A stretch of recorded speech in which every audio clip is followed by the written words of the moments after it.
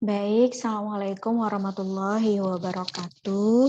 Bapak Ibu reviewer yang terhormat, kali ini video ini dibuat untuk menjelaskan hasil penelitian saya yang berjudul Analisis Reaksi Pasar Modal Asia Tenggara pada situasi pandemi COVID-19 gelombang 2 dalam hal ini varian Delta. Pada saat proposal diajukan, memang untuk kategorinya adalah kategori ketiga, jadi berbeda dengan judul yang saya presentasikan pada hari ini, karena yang diusulkan adalah K3 multi-year, sedangkan dana yang disetujui adalah untuk K2, sehingga terdapat penyesuaian dari judul dan proses pengerjaan penelitian. Penelitian ini disusun oleh saya sendiri, Eka Yulianti, dari Program Studi Manajemen Fakultas Ekonomi dan Bisnis Universitas Jenderal Ahmad Yani.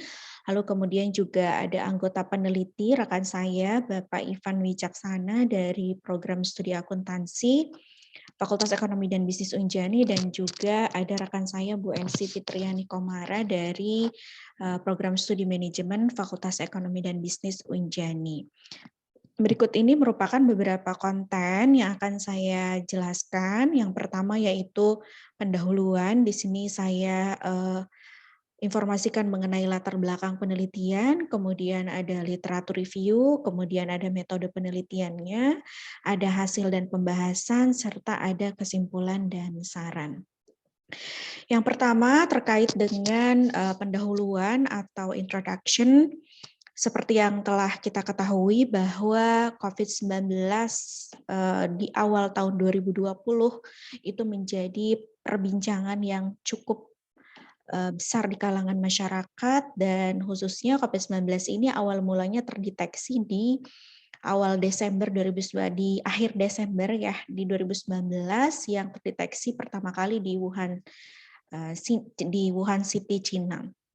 Nah, COVID-19 ini ternyata memberikan dampak yang besar bagi perekonomian di berbagai negara, meskipun dampak seberapa besarnya memang belum diketahui secara pasti. Nah, di akhir-akhir Maret 2020 itu lebih dari 100 negara di berbagai negara di dunia itu mengimplementasikan kebijakan-kebijakan terkait dengan pandemi COVID-19, salah satunya adalah lockdown. Nah, kebijakan-kebijakan ini ternyata juga bisa memberikan dampak atau menjadi suatu informasi yang bisa dihubung-hubungkan atau relevan dengan pasar modal. Di ini berarti kalau yang tahun 2020 adalah pandemi COVID-19 yang dianggap sebagai COVID-19 gelombang 1. Nah, kemudian di awal tahun 2021 hingga pertengahan, ternyata COVID-19 meskipun sudah menurun di akhir-akhir tahun 2020 trennya di berbagai negara, ternyata di awal tahun 2021 COVID-19 ini berevolusi, ada varian baru terdeteksi disebut sebagai varian Delta yang awal kemunculannya memang atau awal kemunculannya ini menggemparkan negara India pada saat itu ya, karena di sana mitigasinya mungkin kurang baik. Nah, tidak terlepas dari itu, negara-negara di Asia Tenggara juga ternyata terkena atau mengumumkan bahwa terkonfirmasi COVID-19 di Asia Tenggara, dalam hal ini gelombang 2 yaitu varian Delta.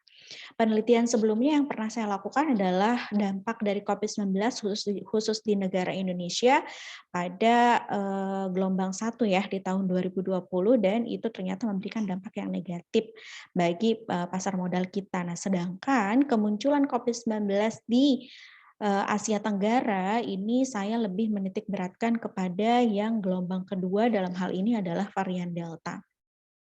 Nah, kemudian ternyata kasus-kasus COVID-19 di tahun 2020 sebagai gelombang 1 itu seperti yang telah saya sebutkan tadi, bahwa ini memberikan dampak yang besar bagi pasar modal kita. Penelitian saya di tahun sebelumnya, tahun 2020, itu di dalam penelitian tersebut dikatakan bahwa pada tahun 2020, COVID-19 itu memberikan dampak yang negatif bagi pasar modal kita, yang dibuktikan dengan adanya abnormal return yang negatif, dan memang pada saat itu IHSG di Maret tanggal 9 2020 ditutup atau terkoreksi menjadi 6,5% menjadi 5.136.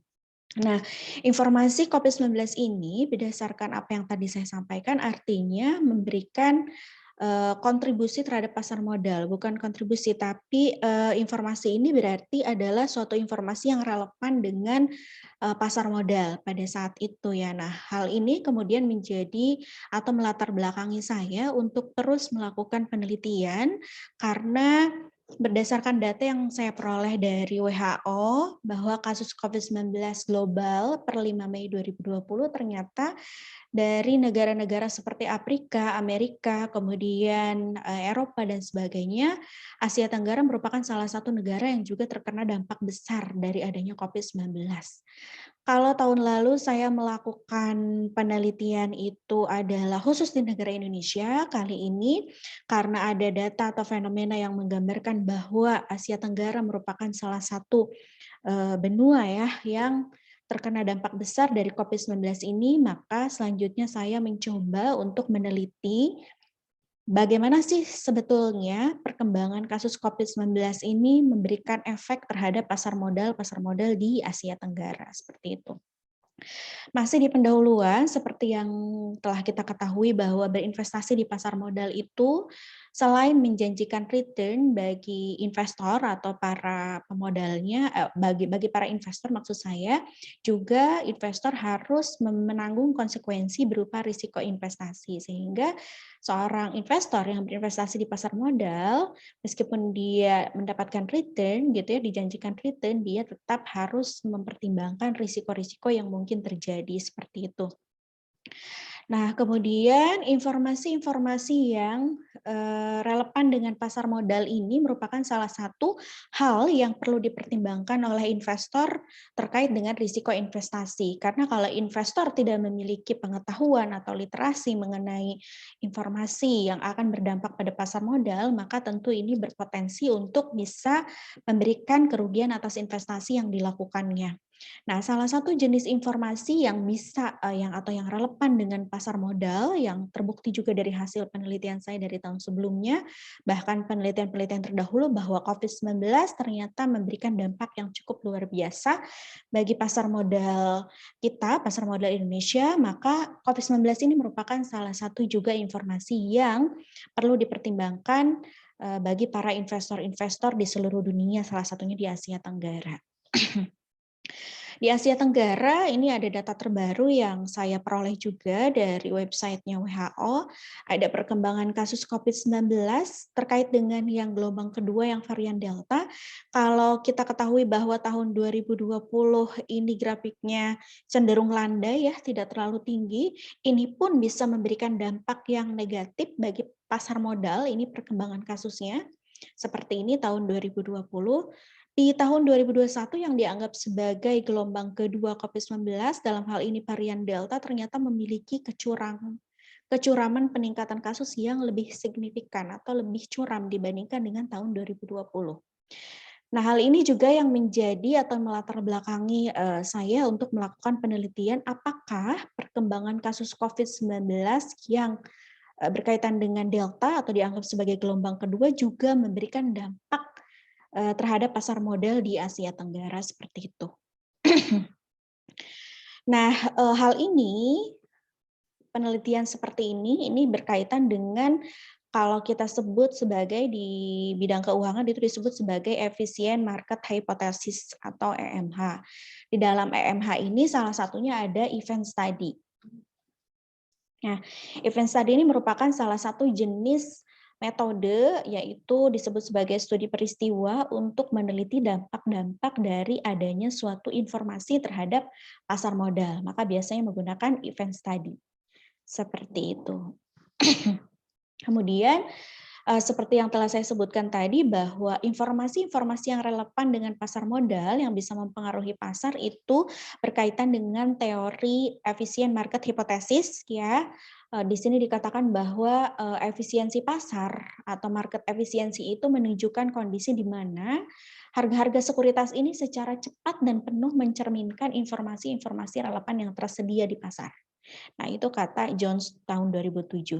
Nah, sedangkan itu secara definisi, sedangkan bentuk dari efisiensi pasar ini, Fama membaginya menjadi 3. Yang pertama ada weak form atau efisiensi pasar bentuk lemah, lalu semi strong form dan strong form.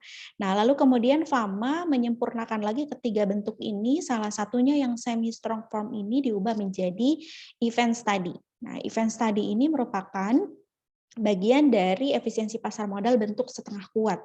Jadi dia adalah suatu teknik studi peristiwa yang mempelajari bagaimana sih sebetulnya pasar modal itu bereaksi terhadap informasi-informasi yang relevan yang tersedia dan dipublikasikan, ya, atau yang bisa diterima oleh pasar gitu, yang diterima pengumumannya oleh pasar itu untuk semi strong form. Itu adalah event study. Lalu kemudian ini berkaitan dengan empirical studies, beberapa penelitian terdahulu yang juga sudah dilakukan. Ini mohon maaf saya lupa mengutip penelitian saya di tahun 2020 yang sebelumnya, tapi di dalam penelitian tersebut dihasilkan bahwa pasar modal Indonesia, seluruh rangkaian peristiwa-peristiwa yang diteliti pada saat itu, COVID-19 yang berkaitan dengan COVID-19 membawa dampak negatif bagi pasar modal. Sedangkan ini di sini ada penelitian yang dilakukan oleh Topku, ini di luar negeri ya, dia juga melakukan penelitian dampak COVID-19 bahwa COVID-19 memberikan dampak yang negatif bagi pasar modal di negara-negara di Asia. Ini melakukan penelitian di Asia Tenggara, lalu scale di daerah Eropa juga memberikan dampak yang negatif terhadap pasar modal Eropa, Bash juga sama, kemudian Sansa di negara-negara seperti India, lalu kemudian Oktapera dan Rahadi ini melakukan penelitian dampak dari COVID-19 di Asia Tenggara. Pada saat itu, gelombang 1 memberikan dampak yang negatif bagi pasar modal di Asia Tenggara. Lalu Saragi memberikan hasil yang berbeda. Kalau Saragi dia tetap menyebutkan bahwa investor-investor tetap dapat memperoleh keuntungan di tengah situasi pandemi COVID-19, berarti masih ada abnormal return yang positif, meskipun gitu ya COVID-19 ini membawa dampak negatif bagi perekonomian, tapi beberapa investor masih bisa mendapatkan abnormal return yang positif. Saragi mengatakan seperti itu. Lalu kemudian untuk yang Tanasal juga melakukan penelitian mengenai dampak COVID-19, kalau tidak salah kalau Tanasal, mohon maaf sebelumnya, Tanasal ini menunjukkan hasil bahwa pasar modal di Singapura dan Thailand ini berkaitan dengan kebijakan lockdown atas adanya COVID-19, ini juga pasar modal terdampak ya atas hal ini, terdampak negatif. Sementara di Indonesia sendiri, itu ada Syahbira Putri yang saya juga tidak cantumkan dalam PPT ya, ada dalam laporan. Dan berbeda dengan penelitiannya Madina dan Riku Mahuni yang di Asia Tenggara, bahwasannya di negara-negara tertentu tidak memberikan abnormal return yang positif, bahkan memberikan abnormal return yang tidak memberikan abnormal return yang negatif maksud saya, tapi ada beberapa titik ke hari-hari tertentu memberikan abnormal return yang positif seperti itu. Tapi pada intinya seluruh penelitian mengatakan bahwa terdapat kandungan informasi dari adanya peristiwa COVID-19 yang memberikan dampak terhadap pasar modal. Lalu kemudian berkaitan dengan metode penelitiannya adalah descriptive analysis method. Ini berkaitan dengan mendeskripsikan hasil pengujian abnormal return. Lalu kemudian populasinya adalah seluruh saham yang terdaftar, seluruh saham di Bursa Asia Tenggara, seluruh saham yang listing di Bursa Asia Tenggara, dan kemudian diperoleh sampel menggunakan non-probability sampling yang akhirnya sampel-sampel bursa efeknya adalah Indonesia, Malaysia, Thailand, dan Singapura. Kemudian selanjutnya kita akan melihat pada hasil penelitian, hasil dan pembahasan penelitian. Di sini yang akan saya bahas adalah hanya pengujian one sample t-test karena untuk studi peristiwa itu yang menjadi keputusan atau yang bisa diambil kesimpulan dari hasil pengujian one sample t-test, sedangkan untuk yang pair sample t-testnya adalah sebagai pelengkap ya atau komplement. Nah, berdasarkan tabel ini, kalau ini yang pertama adalah negara Indonesia. Di Indonesia ternyata untuk yang gelombang kedua, meskipun return di laporan saya sebutkan bahwa pergerakan return itu negatif pada saat kemunculan atau terkonfirmasinya COVID-19 gelombang 2, ternyata setelah dihitung abnormal return-nya, investor tetap dapat memperoleh abnormal return yang positif selama dia menerapkan pertimbangan-pertimbangan investasi yang matang dengan literasi yang cukup gitu ya, dia tetap mendapatkan abnormal return yang positif. Terlihat bahwa di sini terdapat beberapa abnormal return yang signifikan, dekat-dekat T0, bahkan di T0-nya itu abnormal return-nya positif signifikan.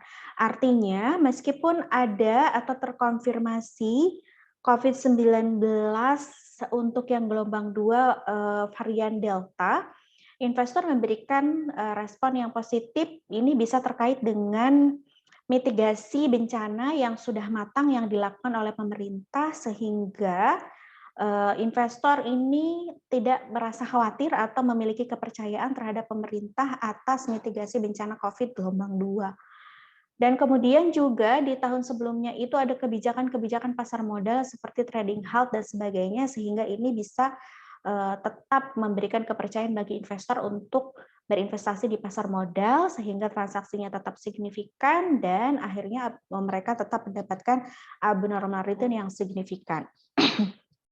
Hal ini juga senada dan relevan dengan hasil penelitian yang terjadi di Malaysia. Di sini memang terdapat abnormal return yang negatif, tapi hanya di beberapa titik dan itu pengujiannya tidak signifikan.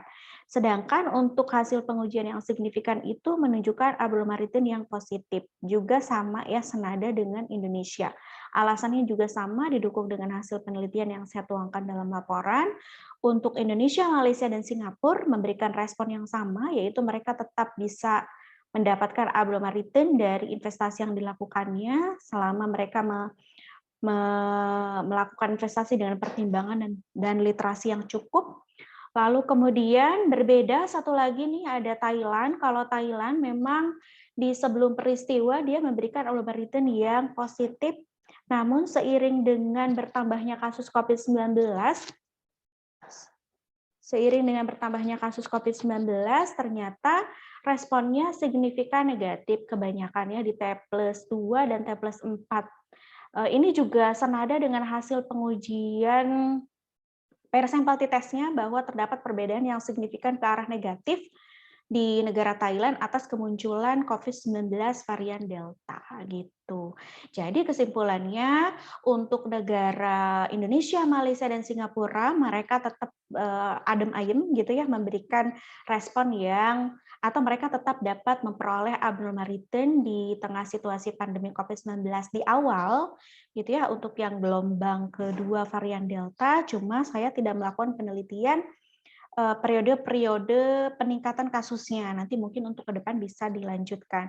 Tapi untuk negara Thailand, di awal kemunculan varian Delta saja, dia sudah memberikan dampak negatif ya pasar modalnya.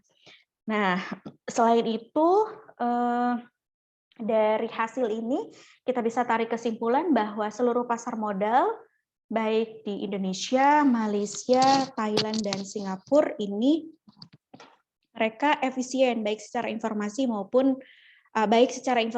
keputusan.